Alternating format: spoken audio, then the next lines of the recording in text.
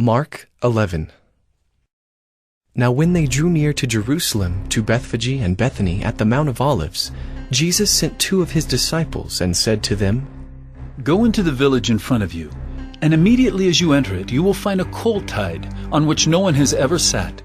Untie it and bring it. If anyone says to you, Why are you doing this? Say, The Lord has need of it, and will send it back here immediately. And they went away and found a colt tied at a door outside in the street, and they untied it. And some of those standing there said to them, What are you doing untying the colt? And they told them what Jesus had said, and they let them go. And they brought the colt to Jesus and threw their cloaks on it, and he sat on it.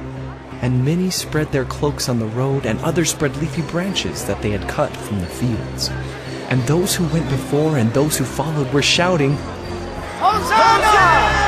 Blessed is he who comes in the name of the Lord! Blessed is the coming kingdom of our father David! Hosanna in the highest! And he entered Jerusalem and went into the temple. And when he had looked around at everything, as it was already late, he went out to Bethany with the 12. On the following day, when they came from Bethany, he was hungry. And seeing in the distance a fig tree in leaf, he went to see if he could find anything on it. When he came to it, he found nothing but leaves, for it was not the season for figs. And he said to it, May no one ever eat fruit from you again. And his disciples heard it. And they came to Jerusalem.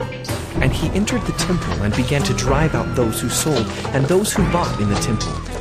And he overturned the tables of the money changers and the seats of those who sold pigeons. And he would not allow anyone to carry anything through the temple. And he was teaching them and saying to them, Oh, is it not written, My house shall be called a house of prayer for all the nations?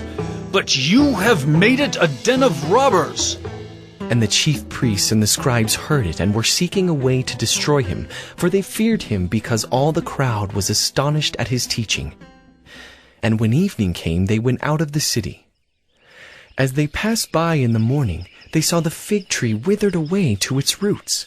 And Peter remembered and said to him, Rabbi, look! The fig tree that you cursed has withered! And Jesus answered them, Have faith in God. Truly I say to you, whoever says to this mountain, Be taken up and thrown into the sea, and does not doubt in his heart, but believes that what he says will come to pass, it will be done for him. Therefore I tell you, whatever you ask in prayer, believe that you have received it, and it will be yours. And whenever you stand praying, forgive if you have anything against anyone, so that your Father also who is in heaven may forgive you your trespasses. And they came again to Jerusalem. And as he was walking in the temple, the chief priests and the scribes and the elders came to him. And they said to him, By what authority are you doing these things? Or who gave you this authority to do them? Jesus said to them, I will ask you one question. Answer me, and I will tell you by what authority I do these things.